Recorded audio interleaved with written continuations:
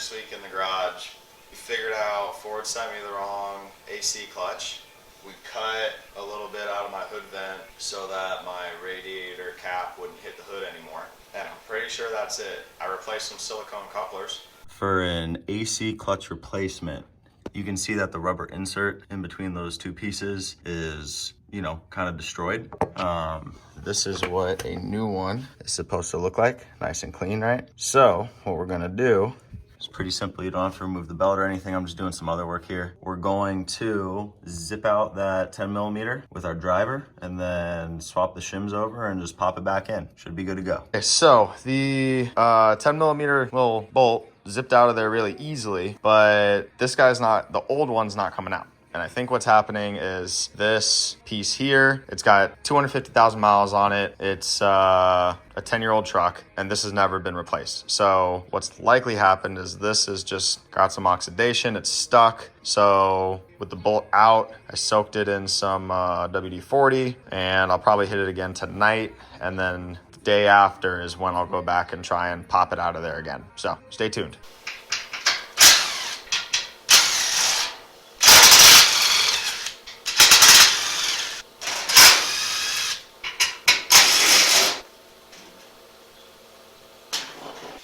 Use a nice little combination of swivelly boys.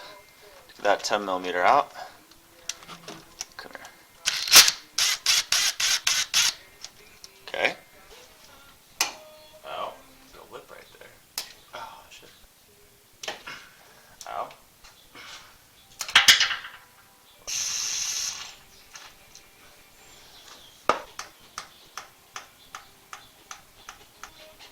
Oh, there you go. Yes, sir. That's what I'm talking about. There you go. Popped right out with a little help. Very nice. And it just fell right apart on the ground. Cool. So my understanding is that, ooh, that looks healthy. This rubber piece, and you can see it just absolutely chewed out in there. Yeah, just wears down over time and then separates from this guy. But since that's what's connected to your AC compressor, it stops spinning. So then your little clutch plate doesn't grab anymore and your AC stops working. So there's a little shim in here that we got to pull out and throw into the new one. Okie dokie. So here's what we got. Here's a new AC clutch. The old one, you have that little shim in there that we got to pop out. Nope, there's a shim. Boom. There we go. So we got two little shims. Those little guys. Alright, so we're going to drop those into our new AC clutch. It's kind of concerning that they don't want to just drop it in there.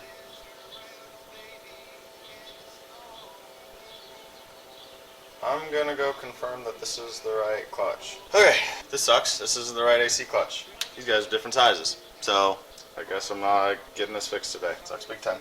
Okay, just cleaning up some miscellaneous stuff on the truck, and I noticed that the new coolant reservoir for the Pro Charger is hitting this little dip in the hood. So we're gonna take our angle grinder and cut a bigger hole. So I actually found a couple things when I was looking at this. Was the coolant reservoir, when it was sitting as low as it should be, was squishing this silicone coupler, which I didn't like. And then that little white spot right there is from it hitting the cap right here. So we're just gonna chop that hole out because that's where the hood vent is, so there's plenty of room, but we just need to kind of open that little hole up there. So let's do it. I'm gonna go across this way. Right? Yeah, there's nothing on the other side of this, so just let it rip. If I can stop sliding on this, that's kind of sketchy. It's not safe, not OSHA approved, but also none of this is, so haha.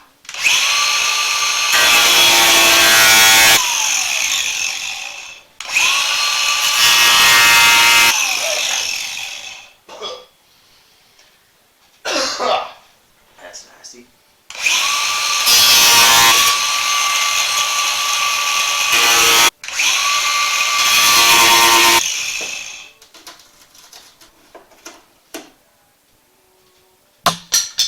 Boom, clearance. Love it. That's disgusting.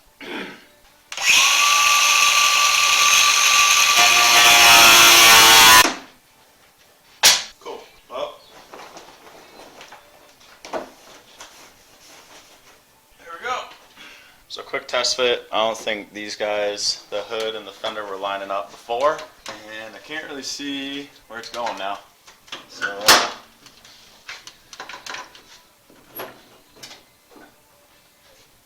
I think it's still hitting. That sucks.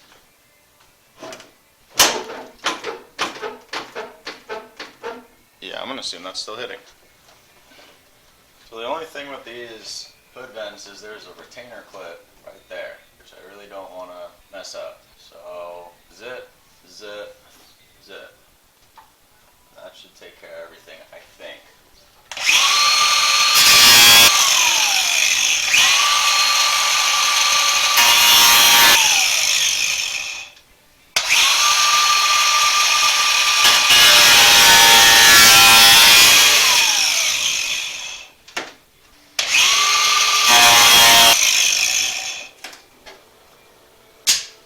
The nice thing is the more I cut, the more this turns into an actually functional hood vent.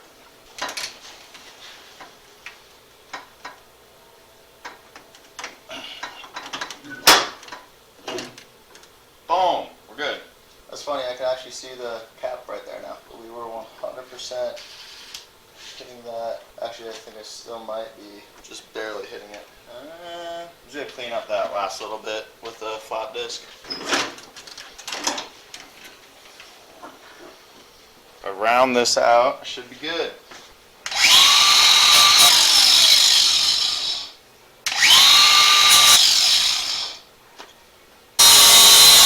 Yep, looks good to me. See how this fits now.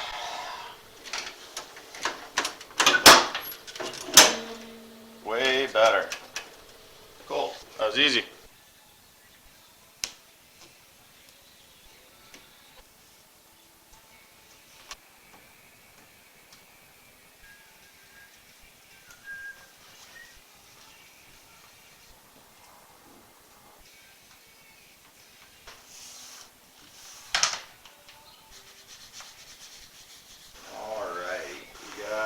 Some stickers.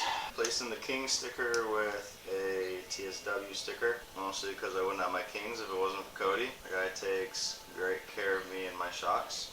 Also, the King decal just looks super busy, so chin it up.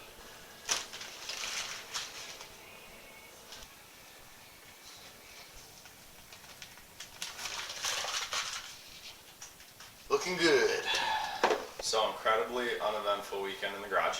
I wanted to get out in the dirt, but with no AC, 5-month-old kid, that doesn't really pair up that great. So we'll try and get after it next weekend. New AC clutch is on order. Should be here on Saturday. So we'll see what happens there. Drop a comment. Let me know what you guys want to see. I've been driving this truck for 8 years now. I got it in 2015. It is 2023 now. I've put close to 200,000 miles on it, and like I said in the last video, I've worked on basically everything. Unfortunately, that could have been like a whole YouTube channel in itself, but here we are late in the game, so whatever.